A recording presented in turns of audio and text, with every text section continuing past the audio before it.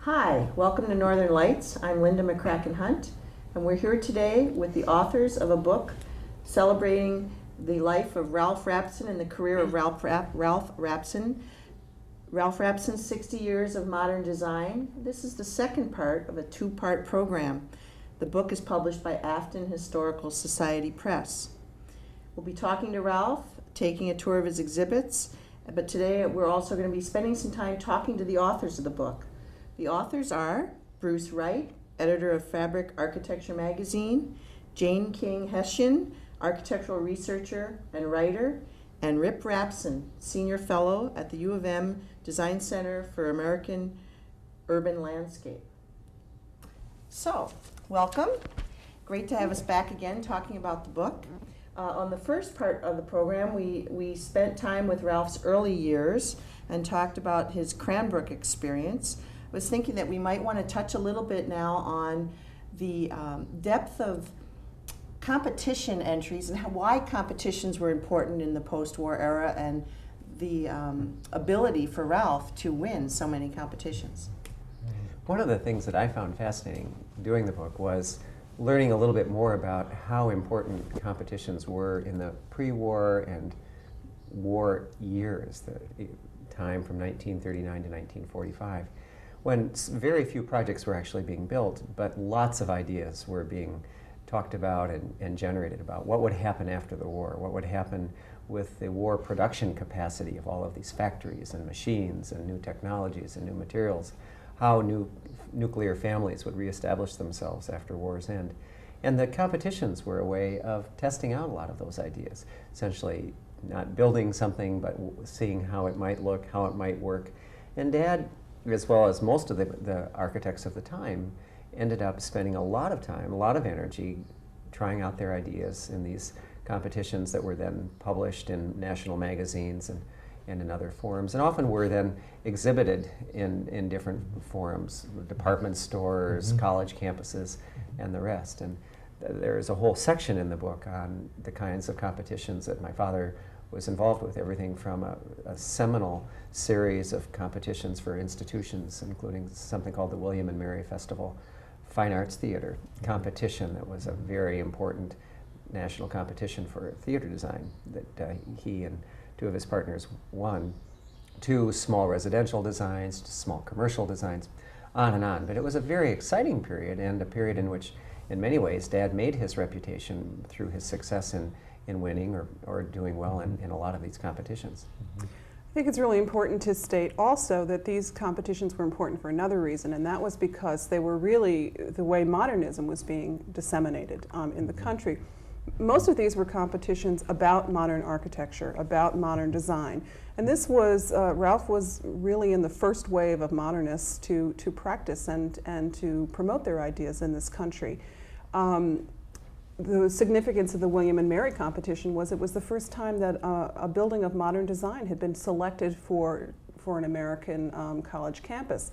That's a very significant jury decision that was made, particularly at the College of William and Mary, which is a red brick colonial, very traditional campus. So these competitions were really important on a larger scale in terms of modernism, and also, as Rip suggested, they really did bring Ralph to the attention of a lot of people that would figure prominently in his career. I'm sure that the folks at MIT learned about him. Other jobs, other competitions came as a result of these works, which appeared in Arts and Architecture and other publications. One of the first projects that we worked on, and we were fortunate enough to win, was the William and Mary Festival Theater Competition, and which was one of the large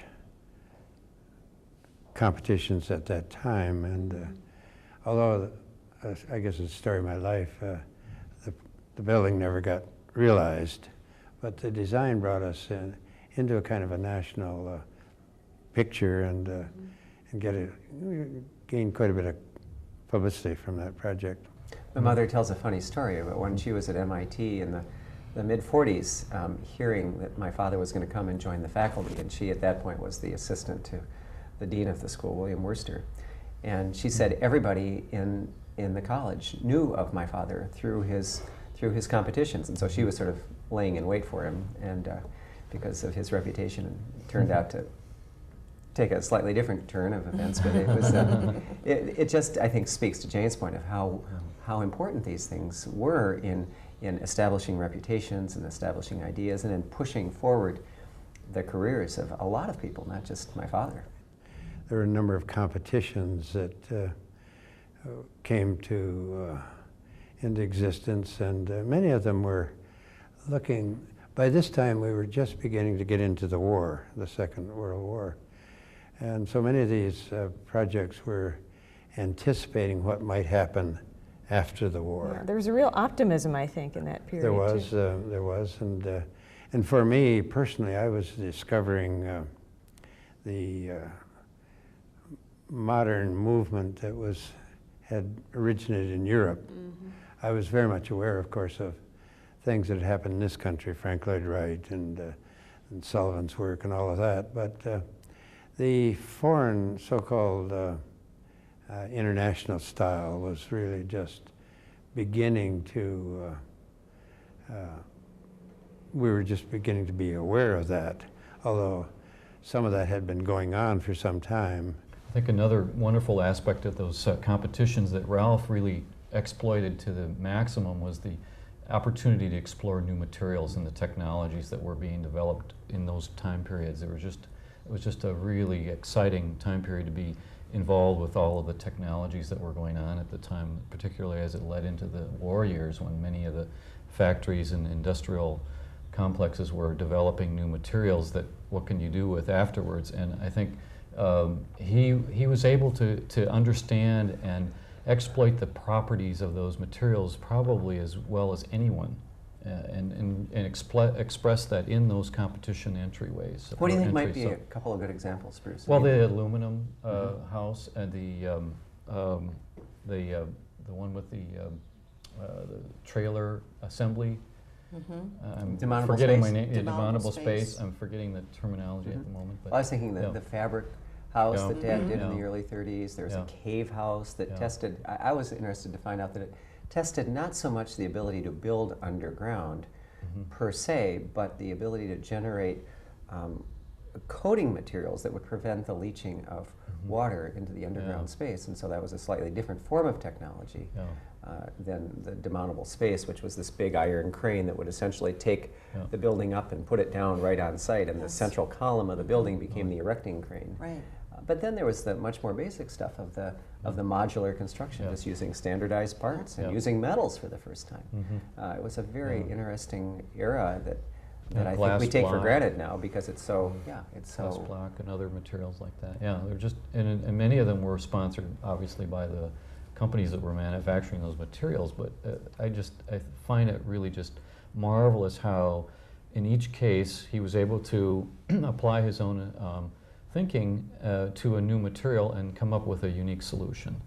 So, One other reason I think his competition entries were so successful is because of his incredible gift for drawing. And we haven't really touched on that too much, but Ralph, I have been told, quote, simply draws better than anyone else. And actually this has been said to me many times, and he had an ability to not only accurately and convincingly draw a chair or a house or whatever project he was drawing, but he made them accessible in terms of populating them with a wonderful cast of characters, each and every one unique. You can date his drawings by the clothes that people are wearing very often. I mean, just that kind of attention to putting real people in there, or sitting real people in the chairs. And what that does is it demonstrates how suitable his designs are for human use. This may sound like a very simple, obvious point. It's not always one that is fulfilled, actually. And I think that Ralph's drawings are not only fun to look at, but very convincing. I like to draw. I've always liked to draw, and I sometimes think that the only reason I do architecture is to draw people and to show how people use furniture, how they experience space, and so the drawings in both this show and the one at the Weisman are composed, as you mentioned earlier. Many of them are drawings, and some people have commented about the people that seem to invade most of the drawings. I just, a couple days ago, talked to a woman from the New York Times whose specialty it is this sort of 1940s era of competitions, and I mentioned this, and I said, well, I assume that this was unusual but not unique, and she said, well, look, I've been looking at these magazines from the 30s and the 40s and the 50s now for 20 or 30 years, and as far as I can tell, your father is unique among all renderers of the time. That it's seen as commonplace to people your drawings and to give them liveliness and to give them animation. But she said at the time, from her perspective, it was not just unique, it was revolutionary, that it affected the way other people began to think about how to make presentation drawings, which it had tended to be quite formal and quite beautiful, but quite rigid, formal. drafted drawings without people, somewhat cold and sterile.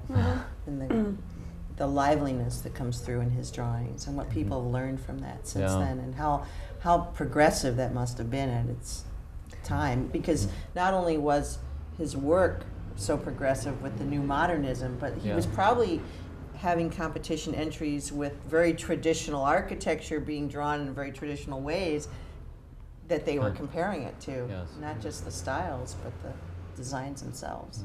The competitions are also a bridge into sort of his next era of work.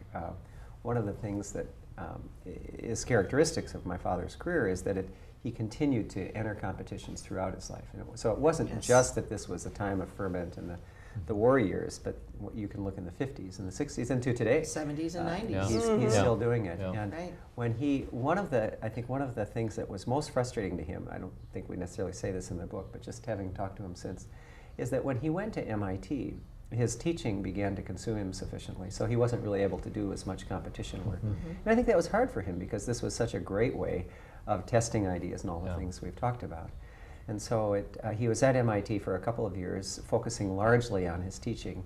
I think it finally dawned on him that he had to kind of get back into the competition world and get back into the architecture world. And so in the late 40s, he begins doing more competition work. He did a wonderful competition with Kevin Lynch, the great city planner from MIT, for a new design for Chicago in the post-war years, and begins to, I think, take on more projects that kind of lead him then into the time when he's asked to go to Europe and begin doing some of the embassy design work, which is such a fascinating time for his career. He also has about a 60-year career of residential work, single-family residential and large projects like Cedar Riverside. But back to his interest in that human element and what residential architecture can be. Most architects think of those as labors of love, and he has been very progressive with that. I think I have to laugh at one point when we were researching different aspects of Ralph's earlier years, when he said he still had the drawings of the first house that he designed when he was still an undergraduate student at Michigan. And again, that just explains the the richness of the archival material. I think too that his range of housing is pretty astounding. You can look at something like University Grove, which is a small enclave of architect designed houses on property owned by the University of Minnesota that was designed for faculty. There was a cap on how much you could spend for your houses over there, and Ralph designed about 9 projects in University Grove. Very small, affordable, modern kind of gems, simple houses. The university did ask in all of these houses that they be modest, because the way faculty move from one place to another and so on, so that our interest in developing and working in modest size houses was very opportune because of this policy that the university had. The objective was to get the most space possible, the most living quality out of each Then you have something like the Pillsbury House, which he designed for Philip and Eleanor Pillsbury in 1963, which was unfortunately demolished in 1997 out on Lake Minnetonka, a 9,000 square foot private home that Ralph, his design solution was to have a series of pavilions that address the different programmatic needs of the house: public space, private space, entertainment space. A wonderful house, but very different than University Grove. But strange enough, in the case of the Pillsbury House, almost the very first sketch that we did is the one that we finally evolved. We did go on and make other studies and other sketches, but the notion of the separate pavilions was right in the very first sketches, so that it became these several pavilions linked by glass connectors between them, so that you kind of made a journey from one place to another. It wasn't like most houses. Then you progress to something like Cedar Riverside, which was intended to be an inner city, high density project for 30,000 people of incredible diversity and range. And the idea was to have a diverse population culturally, in terms of economic levels, in all ways, with architecture to reflect that diversity. It was a very controversial concept. At the time when it was being built, I think a number of people felt that it was a kind of a density foreign to Midwest traditions. So he really has kind of covered all ends of the housing spectrum. And housing has always been of particular interest to Ralph. I think even these, again, to go back to the competitions, so many of these competitions were residential competitions. And what was sometimes hard to figure out looking back is which of these were built and which of these were not, because there was such, again, an informing of the theoretical with the practical. And remember thinking that his underground house was purely a theoretical exercise, only to go and find something called the Hogberg House, which was actually built underground and reflected a lot of this. But it was, I think, a great passion of, or is a great passion of my father's, to build something that is useful, friendly, all of those things, but is actually modest. I think Dad loves the Pillsbury House, loved the Pillsbury House and some of the grander projects, but I think if there is anything that sort of typifies his work, it is the small budget, modestly sized, very practical, very functional, not particularly frilly, but very kind of purely modern residential structure. And I think beautifully detailed. Yes. Yeah. So I think in there is sort of a thread. There are lots of threads of consistency through his career, but I think that is one, this fascination with making affordable space for people. I think one of the hardest things to do is the small, inexpensive, modest house. It's maybe easy when you have lots of money. Yeah. You know, when an architect designs his own house, that sort of says, this is where I stand. This is what I design. And as I look back on the sketches and so on, we did start with more conservative kinds of, I think in the back of my mind was the notion that I wanted to do this all glass house, but here my client was my wife.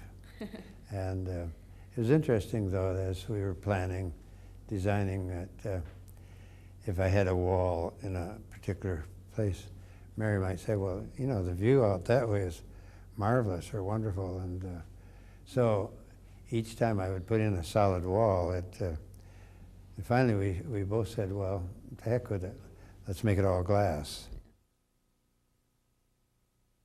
Furniture design was also another aspect of what Ralph did, and of course that was in his early years, but I don't think, it's another aspect of what I learned from reading the book, of thinking of him as an architect and not realizing how much furniture design and I guess what's called industrial design today that he did, and the number of things he did. And I remember you saying that Frank Lloyd Wright, a photo of Frank Lloyd Wright's studio, or one of his Taliesin West. Taliesin West, that Ralph's furniture was 4 of them. 4 of the Rapson Rapid Rockers. Well, the long story short is that the furniture design, in many ways, was again something that had its genesis in the sort of pre-war, immediate war era, in which again they were looking at new materials, new forms of expression, trying to get away from the sort of the Chippendale ethic of most department store furniture lines. And Dad was able to work with Knoll Furniture in helping them develop a series of lines of furniture, including a couple of his own. There was a Rapson metal line, and there was the Rapson line of furniture that was featured in Bloomingdale's and in newspaper ads throughout the country. And it's something that he came back to time and time again throughout his career. One of the wonderful things of the Art Institute is that there is a designed rocker that was built for the exhibit called the, what is it? The grasshopper. The grasshopper. Because it has little funny little arms, and so it's something that I think is a wonderful dimension of his career. And these are particularly well drawn things. They are fun and accessible, and I think for even folks who aren't architects, who aren't particularly interested in how buildings look, just looking at the furniture is a fascinating piece of business.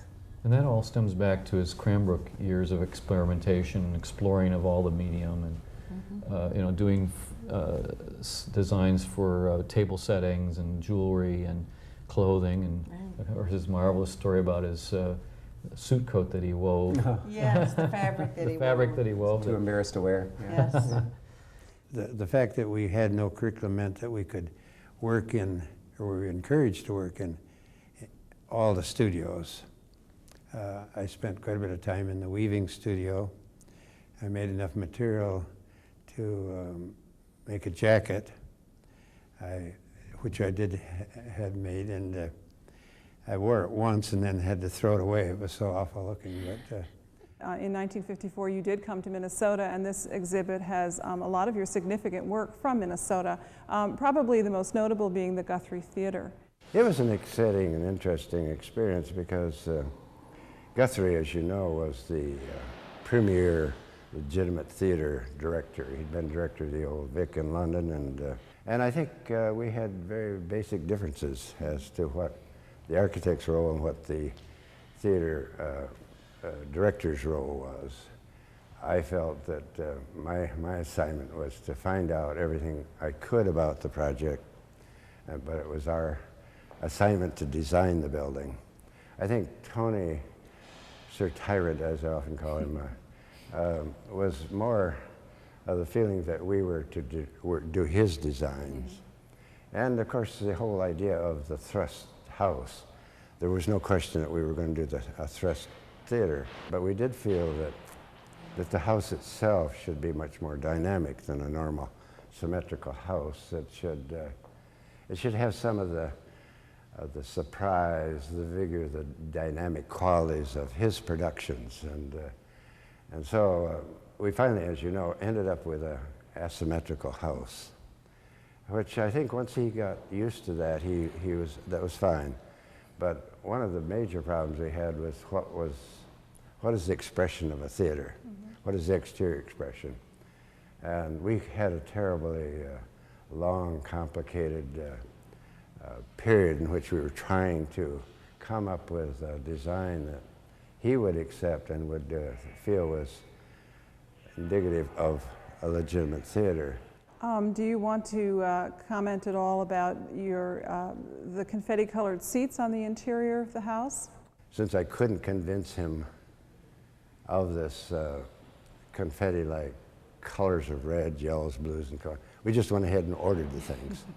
And I must say, when they finally arrived a few days before the opening, the poor man was really fit to be, I thought he might have a hemorrhage or something right then and there on the spot. But I think it's been one of the things that people have enjoyed about the interior of the house. For me, the expression of a theater needed to have some of the dynamic, some of the fantasy, some of the fun, some of the gaiety, the richness, that live theater provides. But it was an exciting and cancer-generating experience. And I think it all demonstrates that there's an incredible joy in Ralph's work. I mean, he just loves what he does. He still actively practices in 1999, at the age of 84, he's in the office every single day. He loves what he does. It's clear from the cover of the book that, both from the photograph of Ralph and from the way he renders, that he loves architecture, and in many ways was fortunate to find the career that suited him so well. Wow. Yeah. And if I could just add a small footnote to that elegant statement, he loved the people. Yeah. I mean, I think it is no mistake that he put in people, not just to scale it and to enliven it, but he's quoted somewhere in the book saying he really thought that in many ways he became an architect as an excuse to draw people. Yeah. And he is an engaging, charming guy, which made it really easy to do this book. I mean, there were times when he drove us all crazy, and I can say that as his son. He could be belligerent and difficult and stubborn, but ultimately it was just a hoot. It was just great fun to talk to him, to get different insight into how he works and why he works. And I hope that comes through in the book. I hope that's one of the sort of the enduring legacies of the book, is that it really makes this very human guy even Very more human. Yeah, and very accessible. Yeah. I think one of the basic philosophies I always have had, was that you integrate the two things. It's impossible not to teach and practice, and for me, it was impossible to practice without teaching. Now, Bruce, you've also, I think, were involved in the direction of a video on the career of Ralph. And Yes. how did the video relate to the book? Well, that's another one of those stories about how things happen, and in some ways it's kind of like the tail that's wagged the dog here. It began more than 5 years ago, actually just on a chance conversation between Rip and myself out on the lawn of the College of Architecture and Landscape Architecture, saying someone should just capture some of these anecdotes that Ralph had to say about Buckminster Fuller or Frank Lloyd Wright, and one thing led to another, and it became a real project for me. At the time, I had my own consulting firm, and I decided I would make that a firm project, a kind of a gratis project to develop it, and developed a number of grants to get it funded. There was a constant flow of people through the school and the place. Experimentation and search was very much in the minds of most people there. And much of the material, although live action, interviews with Ralph and with former students of his, is framed and placed in a context similar to the book. Obviously cannot cover as much as the book. It's meant mainly just as a quick sketch to give an overview. Obviously with the form or the medium, it cannot go in as much depth as a book, which is researched and footnoted and all of that. Did you discover anything we missed? No, it didn't, other than just Good. some archival film footage from the new Bauhaus and from the Cranbrook, so that was a wonderful discovery. Yeah. I would also just like to credit an incredible designer, Christy Anderson, Oh, for yeah. really being able to capture the spirit of Ralph in the design of the book, and a very patient, persistent editor, Phil Freshman, who was able Oh, yeah. to reconcile three very different voices. And Patricia Johnston at Afton Historical Society Press, our publisher, who really gave us a lot of leeway and allowed us to create the book we hope to create. Yeah, they had really not done anything like this. This was quite a departure for them, and she gave us a lot of room to move. Yeah. Well, on behalf of Northern Lights, I want to thank you for joining us to talk about the book. It's been a great experience, and the book is Ralph Rapson, 60 Years of Modern Design. This concludes the second part of the two-part program. Thank you. I like to look at as many potential solutions as I can think of before finally deciding on what one finally does.